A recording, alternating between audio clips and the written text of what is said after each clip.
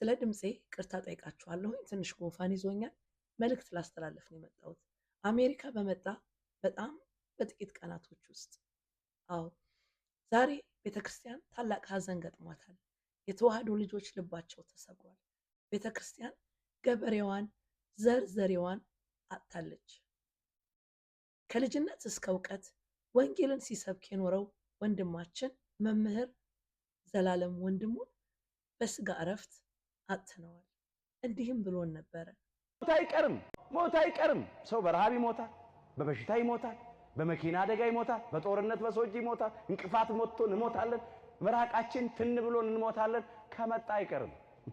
ግን ሃይማኖትን አጽንቶ ምግባርን አቅንቶ ለንስሐ የሚገባ ፍሬ አፍርቶ የአምላክን ቅዱስ ሥጋና ክብር ደም ተቀብሎ ተዘጋጅቶ መሞት ደግሞ መታደል ነው። ሞት እረፍት ነው። ተመቸኝ አልተመቸኝ አበል አነሰኝ በዛብኝ ሳይል በየክፍለ ሀገሩ በሀገር ውስጥም በውጭም ወንጌልን ለማድረስ ደከመኝ ሰለቸኝ የማይለው እንደ ሰው ለመታወቅ በየኢንተርቪው የማናየው መገኛው አድራሻውም አውደ ምሕረት ላይ ብቻ በአገልግሎት ሕይወቱን ያሳለፈ የወንጌል አርበኛ የድሆች አባት ለራሱ ያልኖረ ቤት ያልሰራ ትውልድን ሲሰራ የኖረ ወንድማችንን በስጋ እረፍት አጥተነዋል። ማዘን ለኛ ነው። እርሱ ሕይወቱን ሙሉ ሲያገለግለው ስለ እርሱ ሲጮህ ሲመሰክርለት ወደ ነበረው ወደ አባቱ ተጠርቶ ሄዷል። ይብላኝ ለኛ ሰው በጠፋበት ሰዓት ሰው ሆኖ እውነትና እውነትን ብቻ ሲሰብክ የኖረው በየቦታው የሰው ነፍስ እንደ ቅጠል መርገፉ ያንገበግበው የነበረው ወንድማችንን ላጣ ነው። ይብላኝ ለኛ።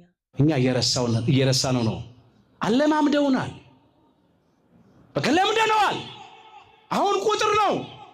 በዚህ ጊዜ ይሄን ያህል ሰው ሞተ፣ በዚህ ስንት ሞተ ይባላል እንዴ? አይ አሁንማ ትንሽ ነው፣ ከባለፈው ቀንሷል። ለመድ ነው እኮ። ባካችሁ ወደ እግዚአብሔር እንጩህ፣ ወደ እግዚአብሔር እናልቅስ። እነሱ ክርስትናና ቤተክርስቲያንን ለማጥፋት ነው ክርስቲያኖች ላይ ዘመቱት። ግን እውነቴን ነው የምላችሁ፣ ቤተክርስቲያንም አጠፋም ክርስቲያኖችም አይጠፉም። የቤተክርስቲያን መስራቹ ክርስቶስ መስዋዕት ሆኖ ነው የመሰረታት። ከዚያም በኋላ ያስፋፏት ቅዱሳን ሐዋርያት፣ ጻድቃን፣ ሰማዕታት፣ እውነተኞቹ ሃይማኖት አባቶች፣ እውነተኞቹ ሊቃውንተ ቤተክርስቲያን ስጋቸው እየተቆረሰ ደማቸው እየፈሰሰ ነው። በሰማዕታት ደም ነው ክርስትና የተዘራው። ለቅሶ መድረስ ለምትፈልጉ በሙሉ ነገ ሰኞ የካቲት 30 ወይንም ማርች 9 ከቀኑ 12 ሰዓት ፒኤም እስከ 4 ፒኤም ድረስ በዲኤስኬ ማርያም ወይንም በደብረ ሰላም ቅድስት ድንግል ማርያም ቤተክርስቲያን መድረስ ትችላላችሁ። የዛኑ ቀን ሰኞ ከ4:30 ፒኤም እስከ 7:30 ፒኤም የአካባቢው አድባራትና ገዳማት አገልጋዮች እንዲሁም ህዝበ ክርስቲያኑ በተገኙበት በሰርክ ጸሎት፣ በትምህርተ ወንጌልና የጧፍ ማብራት ፕሮግራም ሲዘከር ያመሻል። ማክሰኞ ማርች 10 ከጠዋቱ 9 AM እስከ 12 PM ጸሎተ ፍትሐት ይደርስና በሀገረ ስብከቱ ሊቀ ጳጳስ በብፁዕ አቡነ ፋኑኤል ቃለ ምዕዳንና ቡራኬ ተሰጥቶት ክብረ አስክሬኑ ወደ ትውልድ ሀገሩ ይሸኛል። ጧፍ ማብራቱ ፕሮግራም ላይ ለምትመጡ በሙሉ ነጭ በነጭ ለብሳችሁ እንድትመጡ ቤተክርስቲያኗ መልእክቷን አስተላልፋለች።